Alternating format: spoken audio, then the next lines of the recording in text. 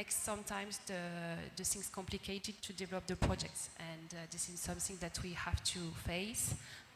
But as soon as we will have more stable regulations, grid code or new electricity law, this is something that we can work together, and this will, of course, will help us to have even more bankable projects. Thank you very much. Andy, would you like to answer to the same question on behalf of the bank? Yes, sure. I think on behalf of the bank, we have been, I think, quite impressed with how Uzbekistan has developed in the last few years. I think what you mentioned earlier, that there is a clear strategy, and this has been agreed from the top and filters through, and the authorities have been aligned in implementing this, has made Uzbekistan successful. The Deputy Minister mentioned more than 20 gigawatt committed. Some of it has come online or is starting to come online now. And for ourselves, I think we have found a very fertile ground as a financier. We have financed more than 3 gigawatt, and actually the energy sector is the largest part of our portfolio, is more than 50%, and it's mostly renewables and grids. It's also interesting that Uzbekistan has created the condition to see some of the more, let's say, cutting-edge technologies, whether this is the storage solutions that have started to come online. But earlier this year, we also supported the first green hydrogen pilot in the region. And it has also a variety, let's say, of foreign investors. So we have investors from the Gulf, but also investors from Europe, which I think is quite important to have a balance. Challenge, there will be challenges always. As the Deputy Minister mentioned, there is a question of the grids, how you integrate these renewables, a combination of how much you invest in traditional grids, how much you go for storage solutions, or other things. There are questions of regulations evolving, as Carol mentioned. We have helped, for example, the authorities with the preparation of the new electricity market law, which was approved earlier this year and signed into a decree. We're helping with the preparation of the energy market regulation law, which should hopefully help a little bit in avoiding some of the, let's say, adjustments that are made from time to time. But overall, we feel that this is a fairly good story. Certainly a leading case in terms of Central Asia, but for us, it's one of the leading countries in terms of energy investments at the moment. Just to wrap it up, only this year we have provided more than $300 million of direct financing from ourselves, including the project that Carol just mentioned with Voltalia. But we've also mobilized more than 300 million from other financiers. So it's quite a big chunk. Just short additional question to you, sorry to ask you. EBRD has any incentives for investments in renewable energy compared to other sectors? No, not particularly, but the question is that in cooperation with the authorities, and also I think in good cooperation with the other multilaterals like IFC or ADB, I think we have managed to develop auction schemes and also financing schemes that, how shall I put it, make it possible for many of the investors to obtain non-recourse project finance. And because of the robust structures put around the power purchase agreements and the backing that they have, this financing often comes at very, very competitive terms and very long tenors, usually 18 to 20 years, sometimes even more. So there isn't a specific incentive for that. There are certain schemes that we try to use for introduction of, let's say, new technologies. So on the storage one, there was actually some concessional finance provided by our high impact partnership for climate action.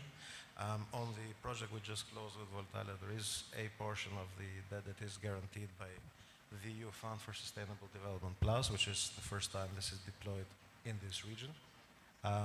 But these incentives, I think, are not what makes the projects attractive and bankable for investors. They may improve the returns, but I think it's the overall setting, the structure that is there, the scheme that is in place, which has made this all possible. And obviously the strategic direction, which is very clear. Thank you. Pierre-Paul, would you please answer the same question? The question was if there is something to change. I would say don't change for the moment a successful system, because when you succeed to attract 10 billion investment from Aqua Power, 2 billion from Masdar, 2 billion from EDF, I don't know, from Voltalia, it's a quite big figure. And China Power, you know, the system which has been set up in Uzbekistan proved to be very, very successful. It makes people jealous in the neighboring countries. And now they pay attention and they would like to replicate in their own country what is done here. So if the system can be improved, I think so, yes. We understand that Uzbekistan is going now through reforms of the energy sector, and they are just in the middle of the reform. So they are still a little bit difficult to read and to be fully understood. But we believe that we understand the way they would like to go. And actually, if Mr. Madaminov is with us here, I would say this is something we would require, is to have maybe an explanation on the goals, and so that we can better understand and maybe better support. But to be frank, the system which has been set up in Uzbekistan with the support of the IFIs, with the sovereign guarantees of the government, proved to be, in my eyes, quite successful when I see the number of investors who came, especially in the energy sector. Thank you very much. Luis, would you like to add something? Yeah, I mean, I would simply echo what Pierre-Paul's just said. I mean, bankability is about the allocation of risk. It's about the perception of risk. And obviously, the more projects that are implemented, the more projects that reach financial close, the lower the perception of the risk.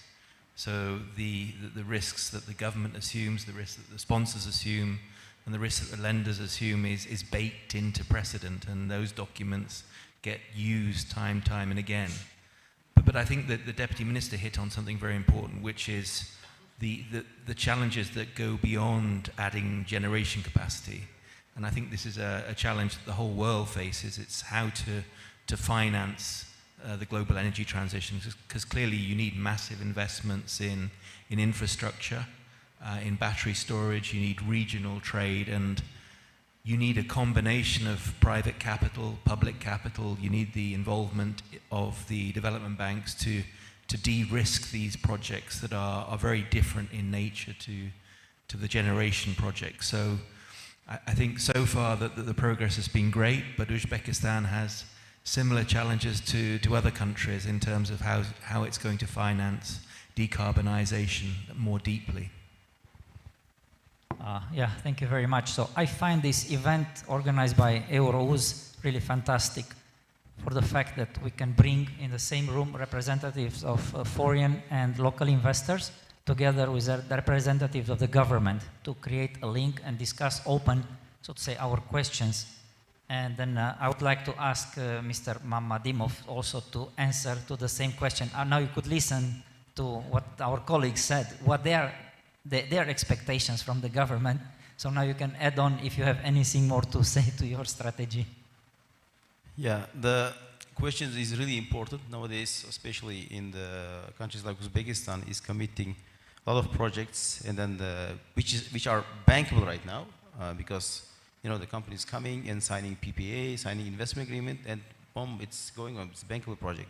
But really important thing is these projects should be assessed by the technical and financial review, because there are risks by the government, because every year the system is changing, infrastructure is changing.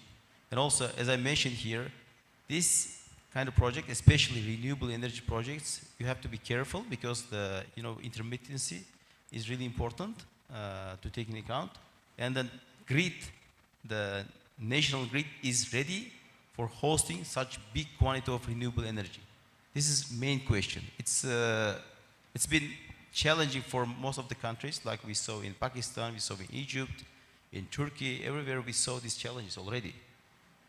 And yeah, government should have clear goals, strategies, but on the other hand, technology is changing a lot. Look at the BSS. It used to be like at least $500 per kilowatt hour. Now it dropped down to 120s. See how many times it dropped the price. So, which means it's really important to assess them and to whether it's feasible, technically feasible, to integrate such big quantity of intermittent generation into this country. This is really a question mark. And I think none of the countries can say we are ready to accept this much renewable into our grid, because the nature of the grid is totally different in each country, and then nobody can say by this year we have to integrate this much. Yes, we put the number. For example, in September we have a new decree by the president. At least 20 gigawatts of renewable will be in our network. That's why I mentioned that we have to keep up our infrastructure readiness for that grid. This is really important in terms of bankability, in terms of the financial risks. It's really important. Thank you. Thank you very much. So I would like to address the next questions to our speakers. So you all invest here in the country, and you already know, so to say, the environment. So if you would have to answer the question, what do you consider the most critical challenge for your business development in Uzbekistan, and how do you plan to address it? If you would like, yes, Carol, please. So for Voltalia, we started the business development about 3 years ago from France first. I think you really need to be well connected here in Uzbekistan to develop your business, to engage with the stakeholders, with the ministers, all the ministries and the government. This is a really critical point to be aware about the needs of the government, and sometimes the needs may change. So this is one of the challenges that we may face. But after all, we still manage to be here, to implement our offices and to start our first project. So, of course, there are challenges of doing business development in Uzbekistan, but as Pierre-Paul said, I think this is in the region one of the most advanced country for doing business development in the energy sector, because the country needs electricity, as simple as that. And as soon as we have a clear need, you have the possibility to enter the market and to develop your projects. Thank you. Andy, you, I guess for each and every client, make a risk assessment, so you can tell us even better which risks are acceptable and how to manage them. I think for me that's a bit of a challenging question in the sense that we're multilateral, which is created to take risks. If you look at the BRD portfolio, our average risk rating is in the ballpark of single B. So for us, I think we try to do things that others have a challenge doing. I would say that the biggest challenge for us has been to try and introduce more commercial lenders into the mix. So some of the earlier transactions have been made by FI clubs, and that is possible, but at a certain point, I think what we're working on at the moment is to try to also bring other lenders into the country, because at the end of the day, the multilateral club does have a fair amount of funding, but the needs of the country as it is developing fast, both in terms of investing in renewables, in storage technologies, in grid and in other areas are quite big. So for us, that is the bigger challenge at the moment, trying to find more commercial lenders who are willing to go with us 18, 20, more than 20 years at the kind of competitive terms that we can offer. Because it's also important, at the end of the day, the reason why we're seeing such low tariffs offered by the investors is partly because the financing that comes is actually very competitive. Yeah, thank you very much. Pierre-Paul? As I mentioned, one of the challenges that we face, and mainly my colleague Regis, who is the director of NRSOC, building the CCGT in Sirdarya is facing also, is we need to have to know the interlocutors we have to speak with. There are changes now in the energy sector with new actors, with the single buyer. Negu seems to have less power, and so we are a little bit in the blue, and we need to know with whom we can speak and who can answer. Sometimes we wait also a lot for administrative documents or official documents. It can take weeks to get some signature, and to be frank, weeks to wait when you have people on site waiting this authorization to go further. It's sometimes difficult. Another challenge, to be more positive, is also it's the question we ask ourselves in EDF, what we can do to better support the efforts of Uzbekistan and the Ministry of Energy in developing and addressing the challenges of the grid, which has been mentioned. Because it's not new, we know that this grid will not be able to cope with all the new plants, renewable plants. So how to do that? With whom should we speak? Is there a master plan for transmission, a master plan for distribution? So there are a lot of sectors where the private sector can do something, but we still do not understand how to do. I discussed with some other French companies active in the sector. They say for the transmission there are some attempts in some countries to bring the private sector in it. So, and that you invest, you sign a type of PPA or so, and you are paid on the kilowatt transported. You know, we can imagine everything, but these discussions, they should take place and on specific topics, so we can address it. And in ITDF also, we try to be more active also in distribution, and we believe the needs for the main cities of Uzbekistan, including Tashkent, are very big, and we don't know exactly how to enter. So we want to do it. We are supported by the French authorities. We are supported, but we cannot find the right entry point. So these are part of the challenges that we face on a day-to-day basis. Thank you. Yeah, so sorry, just a second. I want to make a quick comment about this distribution network. I want to tell you that by the end of this year, the Samarkand region will be online and will be tendered. So you are welcome to attend. And this is important point for Uzbekistan. We are at the transitioning period for energy industry. In all the industry we are the same, but the energy industry specifically, we are transitioning period. As you mentioned, NEGU, for example, National Electric Grids of Uzbekistan, will be doing its own job, which is transportation of electricity.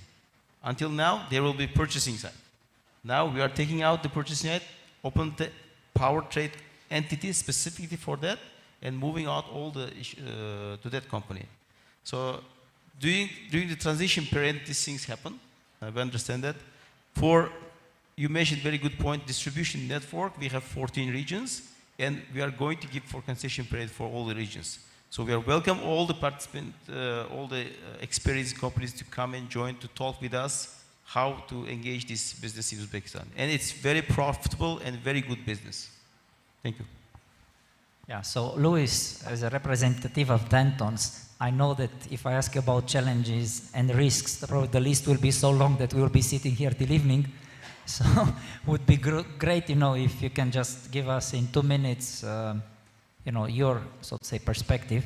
And I also have to say that we deal with Dantons. You are representing the buyer, and we are the seller of our cogeneration power plant, about 25 megawatt. And you guys are absolutely great. I mean, there were risks that we could not even imagine that they exist, and challenges, and your team was able to put them on paper.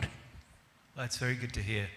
I mean, we're lawyers, so we don't take risks. We're risk averse, maybe less risk averse than bankers, but we don't invest, so we're in a different category than the others.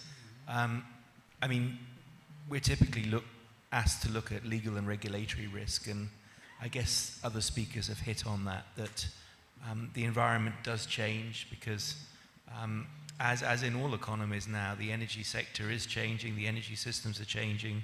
We need new rules, new regulations. So Uzbekistan is catching up as other countries accelerate. So from a legal perspective, you know, when we're asked to comment on how does it work elsewhere, well, our colleagues in the European Union, they're now scratching their head, you know, trying to understand how new directives impact on the energy sector there. So I think regulatory certainty is the key risk. And that, of course, would include taxation. It would include foreign exchange, because clearly investors want to know how their revenue is going to be taxed and whether or not they're actually going to be able to get it home. So they're probably the two key risks I would identify as clients being preoccupied with. Okay, thank you very much. So we heard here today about the government strategies, about how we see here challenges and risks and also opportunities. So I will address the last question and then we move to the question and answer session. And my last question is that we all know that there are no, so to say, profits if there is no investment. So how do you see your, so to say, investment plans for the next years in Uzbekistan, and how do you plan to align, so to say, your investment plans with the country development strategy?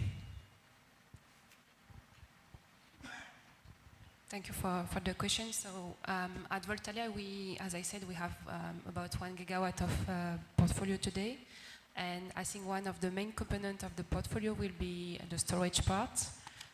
This is a very important component for the grid stability, to provide supply electricity to everyone, to avoid any shutdown that we can have today in Uzbekistan. So really, I think the strategy is really to go to storage solutions.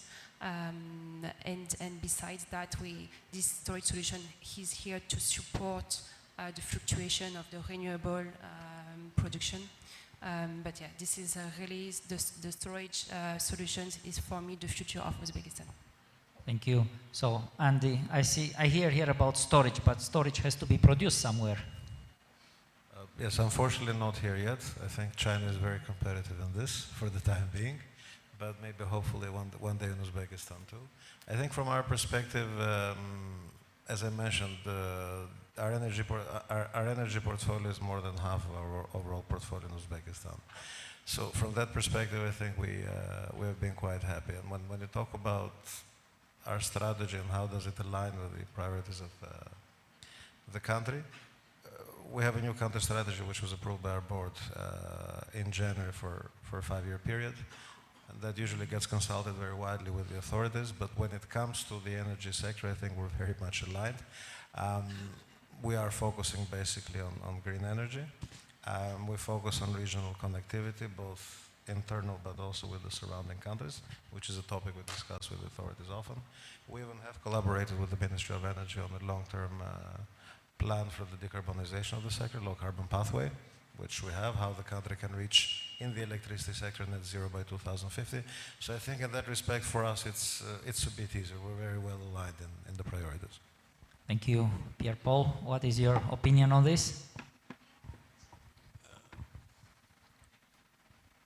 What I wanted to say is that from an EDF point of view and perspective, so we are busy in gas and we will stop gas because we reached the quota in gas.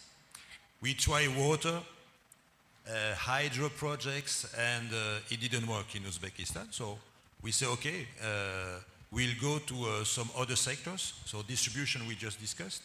And now we are fully ready to go to renewables also. We are restructuring the company and we decided to be more active also in renewables and pay a look at Uzbekistan and Central Asia, and yes, and we will pay also a lot of attention to the regional projects. It's hydro in Uzbekistan. We understood that it will not work, but at regional level, we believe it can work, and we hope to be involved on the Tajik Uzbek project, very interesting, on the Zarafshan River, with production in one country in Tajikistan with 100% of take in Uzbekistan, and we still very hope that our proposal to involve the private sector on a project like Kambarata for the construction of a major dam in Kyrgyzstan, but benefiting to neighboring countries, Kazakhstan and Uzbekistan, and helping to mitigate the level of Toktogul reservoir could be a very nice project on which we are very much convinced we can do something, and we are very much motivated. So that's it. And then the way we see it's Tashkent is our hub in Central Asia, but Tashkent is the center of Central Asia. So from Tashkent, we look at the different countries and see what we can do there. In terms of financing, it's not an issue. When we want to prepare a project, we call IFC. That's great because that's a natural partner with us, for us. And I'm joking a little bit because I see IFC just here. But normally, to finance project, you know, we discuss with the different banks. That's the great chance and the great talent of Uzbekistan is to have created this trust. IFIs are here and they want to make business, and we are here to do business. So everything goes right. Thank you. Ale, Luis, you said that you are not an investor, which is absolutely true. But how do you see the situation? Because you are advising lots of large corporates investing in Uzbekistan. Maybe from their perspective, how do you see this? Well, I mean, the prerequisite for investment is profit, and in the energy sector, a prerequisite for profit is going to be increased prices. So slowly the prices are going to have to increase, and that's going to be something the population has to bear. So I think the real investment needs to be in the people and the behavior of consumers, and giving them the tools to better use energy. Because in the end, it's going to be down to the relationship between the energy companies, the government, and the people as to how this works out. So I think, you know, from a lawyer's perspective, you know, law is a participatory process. It's a dialogue, it's a language. People enter law when they feel that they have an opportunity to get something from it. And it would be the same in that sense as being a participant in an energy system. You have to understand how it works and what you get for it, and whether the price you're paying for what you're paying is fair. So I think there needs to be a lot of investment in the population, and yeah, as I said, giving them the tools to work with a new energy system, as there has been through Europe over the last 20 years. And we shouldn't forget the people in this equation. Yeah, excellent. Thank you very much. So, dear participants, as we understand here, the government has a strategy. The government achieved things that, so to say, the neighboring countries are jealous about, yes. There are banks ready to finance projects. There are investors looking forward to invest here. And all this will drive into the country a lot of, so to say, investments in different production for everything that is needed for the energy sector. Probably also a lot of increase in workforce that comes back into taxes and salaries and so on. If you have any question to our speakers, please raise your hand and the microphone will be there for you. Questions from the public? Oh, if we have no questions, it means that we really answer all your questions, that everything is good and clear to you. Don't be shy. I mean, it's just us here. Okay, then I would like to thank to our speakers. I would like to thank to Eurouz for giving us the possibility to meet us today here. We were a bit late with lunch, so we made our session a bit shorter. I will invite our dear speakers for a picture all together, and then I will invite all of you to join us for the coffee break and the next session. Thank you very much.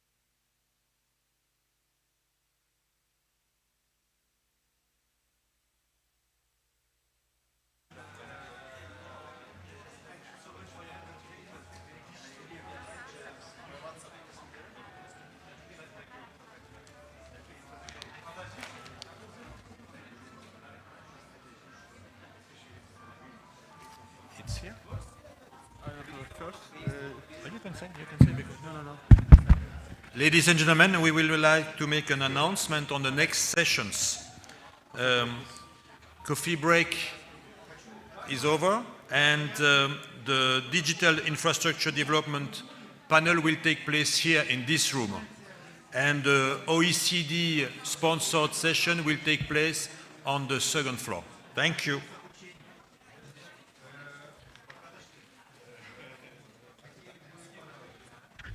Dear participants, we would like to ask everybody to come back. Now we're starting the second session now already. Coffee break is cancelled.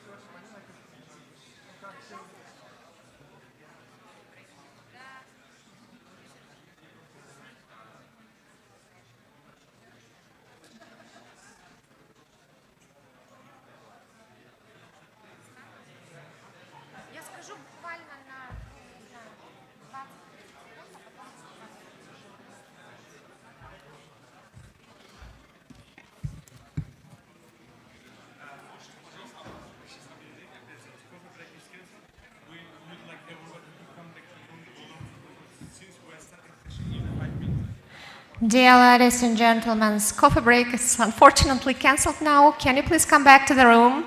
We are starting our now session. Attention please, everyone. Everyone, attention please. Coffee break is cancelled. Could you please come back?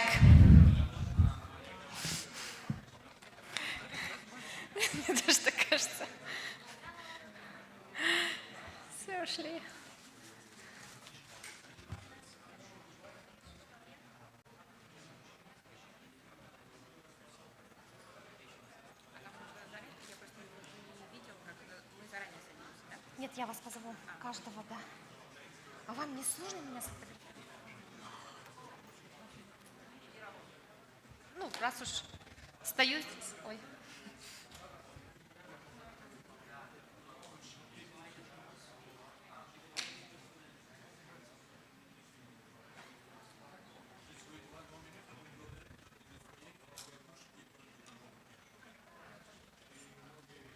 Спасибо вам большое.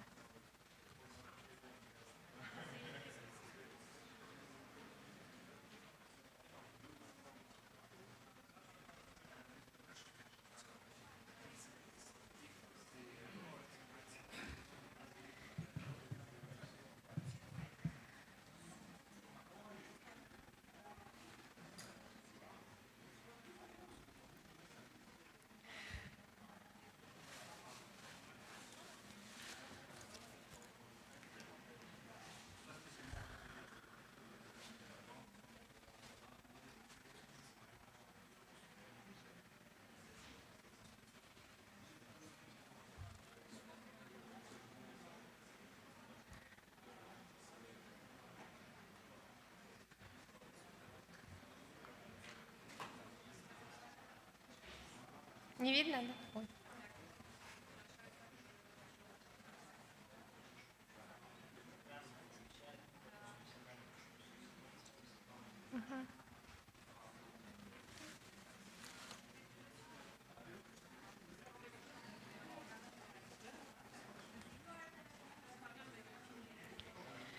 Dear ladies and gentlemen, sorry we are not having coffee break now. Could you please come back?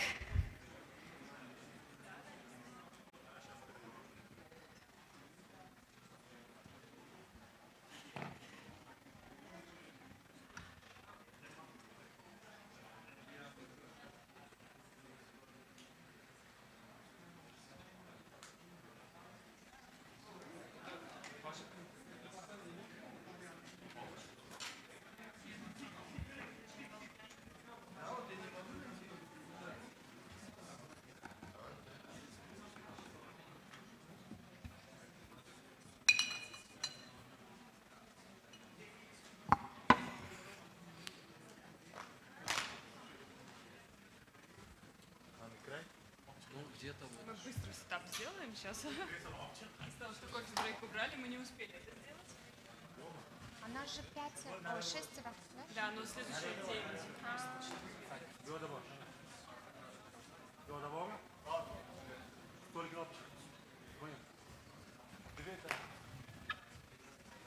Borikam.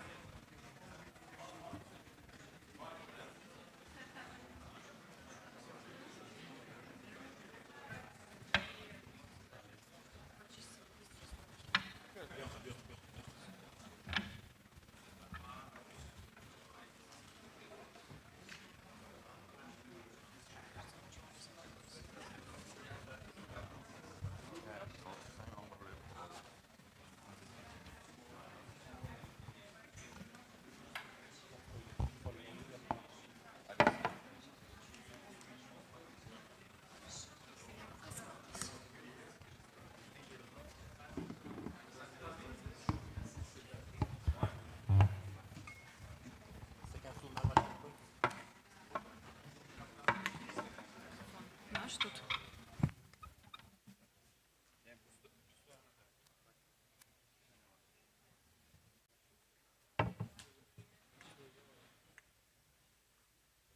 Может, как вы думаете, мы уберем, вам не нужно, может, с места будет сидеть, говорить?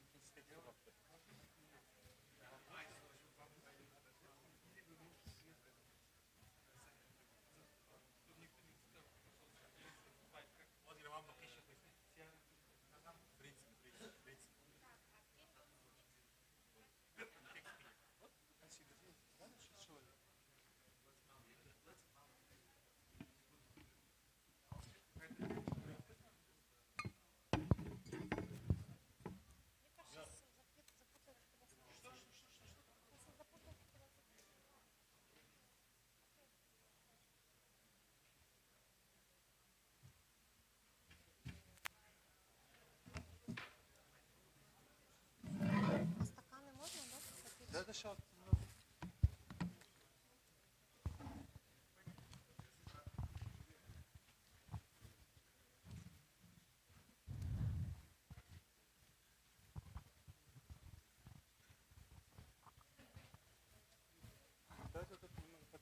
В итоге кофе-брейка не было, да? Кофе-брейка не было. Стаканы можно? Можно вы мне откроете сразу? Воду и стакан дадите. Да.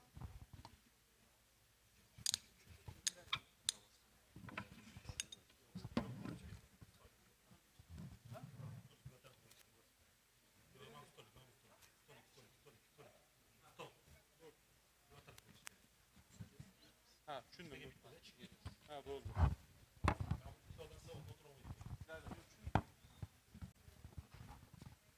Это вы вот так посередине, В середине?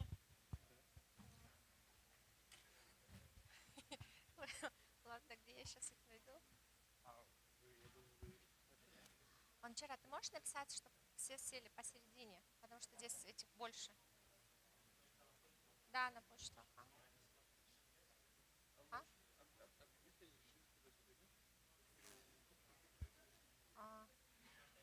Именно спикер прочитать? Да, но я прочитаю сейчас. Ладно, в общем, мы разберемся.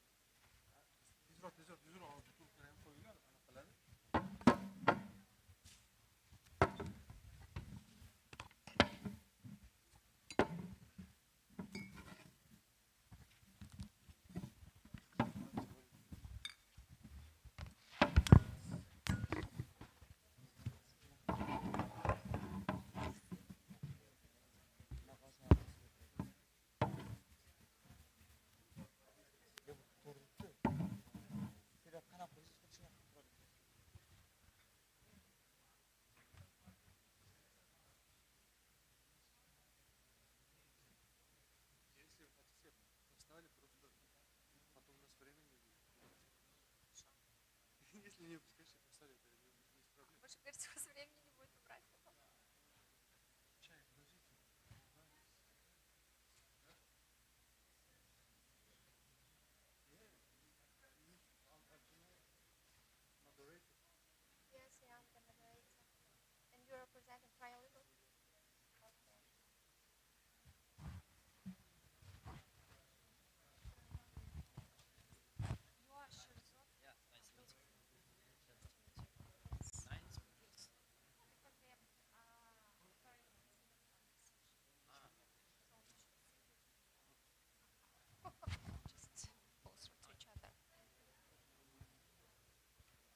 I will say some few words, and after that I will announce your names.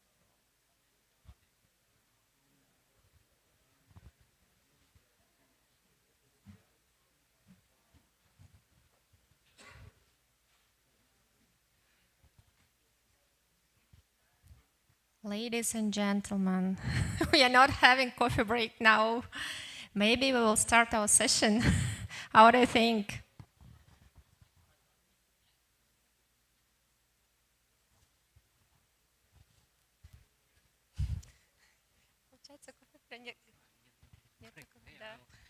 So, ladies and gentlemen, because it took too long for lunch and we are very tight on the schedule, both sessions will start now. So you have the panel here on digital, and we have a panel on OECD transport corridors on the second floor. That one already started, and this one, of course, the moderator is invited to start.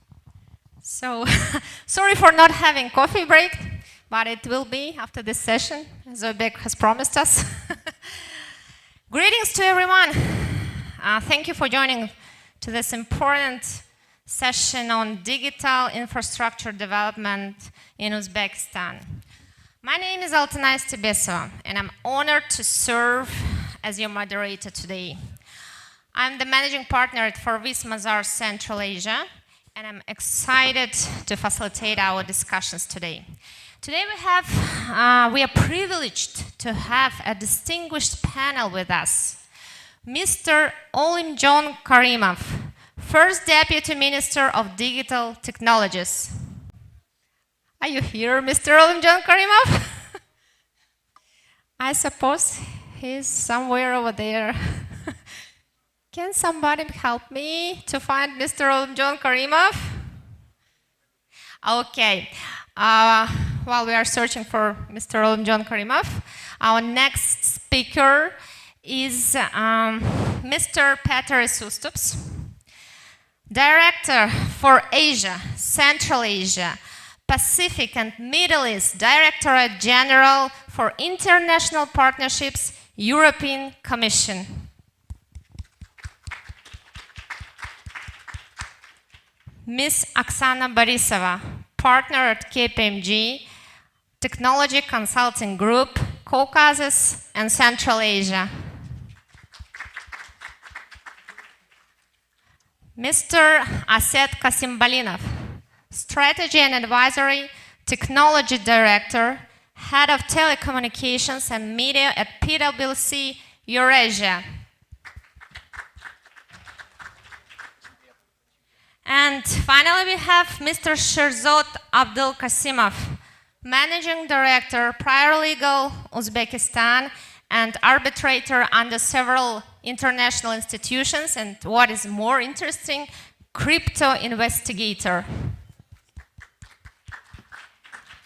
I'm just wondering whether we should start without our honored guest.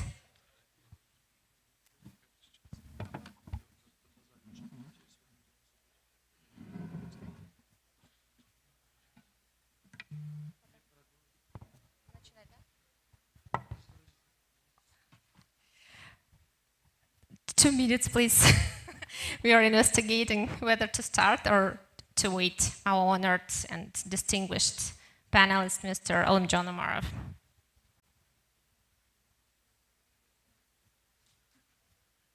So we're turbulent starting, but nevertheless, I hope that the session will be interesting.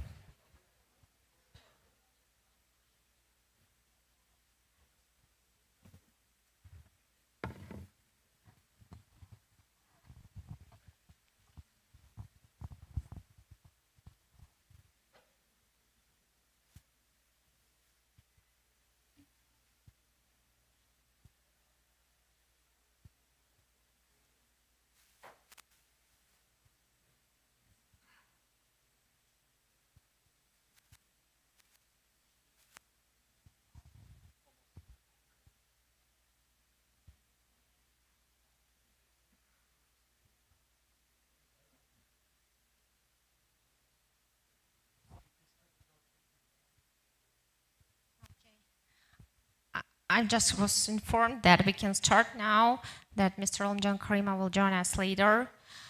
So, we have a very interesting session today. Could we have the slides just for informative basis? So, what is data infrastructure? Data infrastructure is key foundation and enabler for 21st century economy. It is one integrated system that consists of 4 components, main components. The first one is connectivity and transportation, that is physical infrastructure. The second component is storage and processing, that is data centers and cloud services. And of course, third and fourth, devices and applications. And as we can see on the slide, Uzbekistan has made very successful developments and achievements in terms of digitalization, but there are still some challenges to face. The Uzbekistan Digital 2030 strategy was that was approved by the presidential decree on October 5th, 2020, has set fantastic goals, really fantastic, as you can see on the slide. And it has already achieved remarkable milestones. And as we take this digital strategy and we take the context of connectivity, international partnerships become crucial in data exchange, in collaborative growth, and the European Commission has been a key player in fostering digital economy. Mr. Ustups, my first question is for you. From the perspective of the European Commission, what role do international partnerships play in supporting Uzbekistan's digital transformation? And maybe can we expect some specific collaborations in the near future? Good afternoon. Thank you very much for invitation to join this panel. And congratulations to all who organizes this conference. I think it's great to see so many different topics being covered by the conference. And I think it is also very timely and useful to include digital in particular in the conference and as a separate subject.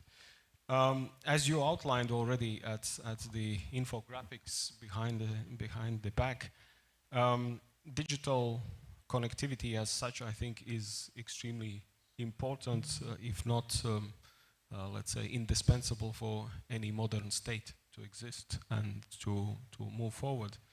And from one side, I think the digital connectivity as such is even more important for any landlocked country.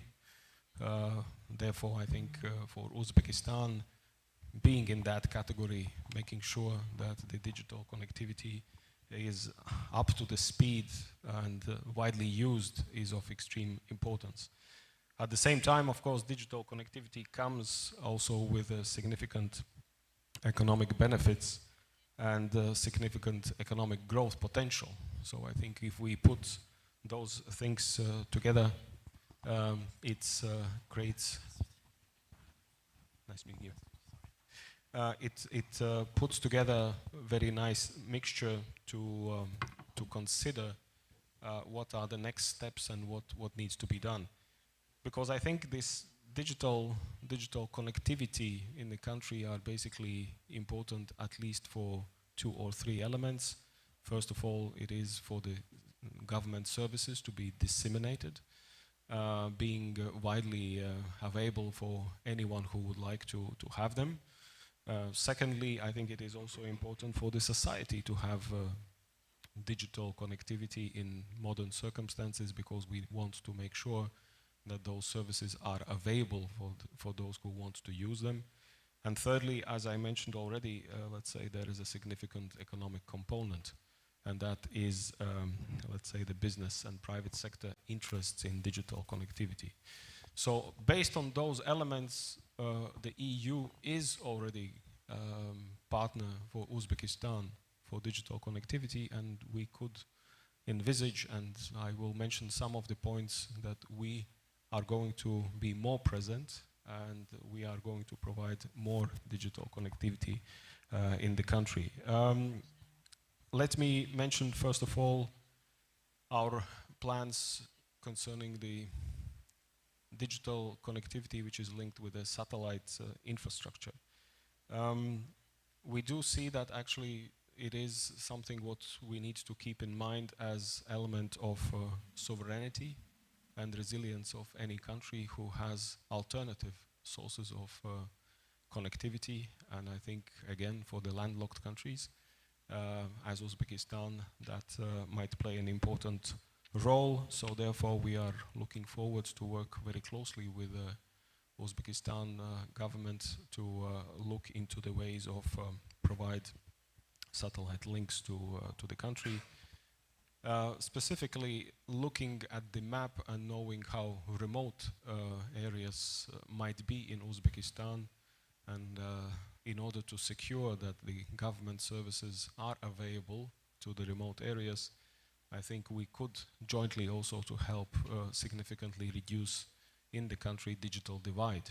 So therefore, this is one of the aspects where in sooner or a little bit more distant future, the EU's presence could be expected.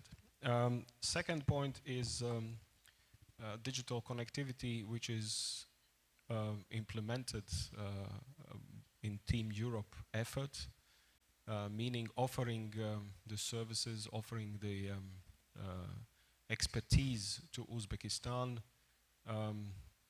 what needs to be done or what kind of interests there might be related, for instance, to the cybersecurity.